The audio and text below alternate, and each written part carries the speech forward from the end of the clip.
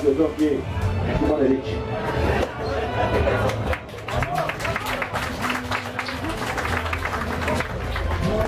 Bon bonjour, je suis très heureux d'être ici à ce débat.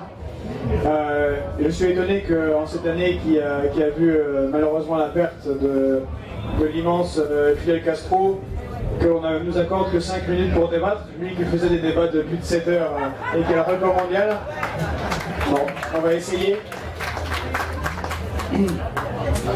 D'abord, je souhaitais saluer les camarades de la CGT qui sont là, entre autres le camarade de la CGT Énergie et les anciens pour la manif du 12 qui a été un premier round de victoire face aux ordonnances Macron contre la loi travail. Donc un bravo à la CGT. Et dans le contexte difficile de la rentrée, on sait tous, le 12 septembre, c'est pas toujours le meilleur jour, c'est la rentrée, les enfants vont à l'école, les gens reviennent de vacances, il y a des dépenses, c'est en pleine semaine, et pourtant ça a été un grand succès. D'ailleurs, ça n'a pas manqué, le soir même à France, j'étais sur France 24, et on essayait immédiatement de nous diviser, en demandant, bon d'abord ils essayaient de dénigrer en disant que cette manifestation n'avait pas réussi, était faible. Bon, quand la préfecture de police commence à diviser par deux le nombre de manifestants, c'est qu'il y a panique à bord. Quand on envoie le président remonter les chemises pour aller faire semblant de couper la canne à sucre à Saint-Barthélemy, à Saint-Martin, c'est qu'on s'inquiète également. En fait, ce premier round était une excuse-moi Georges, ce premier tour était une victoire. Ce premier tour était une victoire du mouvement social qui en appelle d'autres. Elle se passe dans un contexte général de victoire, malheureusement, du capitalisme, qui leur permet de mettre à la présidence d'un pays comme la France des candidats qui ont gagné et maintenant qui sont présidents comme Macron, et qui s'attaquent à ce qui est fait l'essence de la République et du vivre en commun, qui a été bâti à la sortie de la Révolution française, c'est-à-dire avec le programme du Conseil national de la résistance. Maintenant, ils s'attaquent un peu plus fort que ceux qui étaient avant eux, mais ils l'ont fait quand même, puisqu'il ne faut pas oublier que François Macron, était ministre,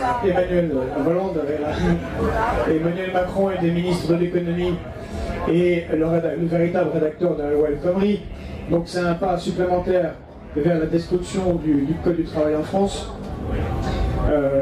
Il précède ce qu'ils ont comme plan plus avant. Le plan plus avant, c'est s'attaquer encore plus aux retraites et s'aborder la sécurité sociale. Donc après un coup d'État médiatique qui a permis l'arrivée au pouvoir de Macron, nous assistons à un coup d'État, effectivement, à un coup d'État social contre l'ensemble des Français, l'ensemble des salariés français, c'est-à-dire les plus de 99%, contre les 1% qui détiennent le capital. Donc face à cette unité du capital, nous en tant que France Insoumise, je rappelle que France Insoumise est un mouvement où se retrouvent des citoyens français qui peuvent être de simples citoyens, des militants de partis, on ne demande à personne de déchirer sa carte. Donc face à l'unité du capital, il faut une unité totale des travailleurs et une unité des exploités. On doit refaire à minima ce qui a été fait contre le CPE et surtout en novembre-décembre 1995. Ce qui fait que nous ne sommes pas pour une lutte pour une comparaison absurde dans laquelle ils souhaitent nous mettre, à savoir est-ce que le 12 il y aura plus de mobilisés que le 23? Est-ce que le 23 vous serez content s'il y a plus de mobilisés que le 12? Non. Le 12 c'était le premier tour. Après ce sera le 21. Après ça sera le 23, puis ce sera le 28, puis ce sera le 4 octobre, puis le 7, puis le 12, jusqu'à ce qu'ils cèdent. Puisqu'ils ont refusé qu'il y ait débat à l'Assemblée nationale. Ce sera la victoire par la rue et par l'union de tous. Ils essayent de mettre des coins entre les organisations syndicales, entre les partis politiques. Nous résisterons, puisque notre objectif à tous, c'est de protéger le droit du travail en France et la sécurité sociale, et ça passera, comme l'a dit le jeune camarade, par la rue et par l'engagement dans les syndicats, les partis, les associations.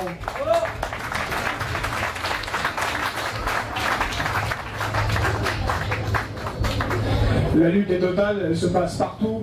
Elle se passe aussi bien dans cette manifestation, mais aussi nos camarades que nous saluons de GMS, dans la Creuse, à la Souterraine, et dans les deux nombreuses luttes qui ont lieu en cours actuellement.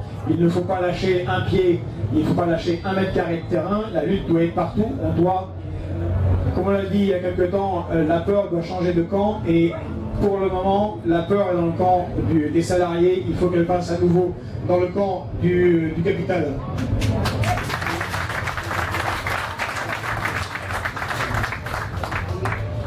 Donc voilà, c'est un moment, c'est la résistance qui commence. Je pense que nous serons victorieux si nous sommes unis. Et c'est une excellente chose que nous soyons ici aussi nombreux et divers à ce stand du PRCF. Donc je remercie encore d'avoir organisé ce débat. Et un petit clin d'œil à 1917, puisque d'ici 5-6 semaines, nous allons fêter l'anniversaire de ce 100e anniversaire de la Révolution russe qui leur a fait temple.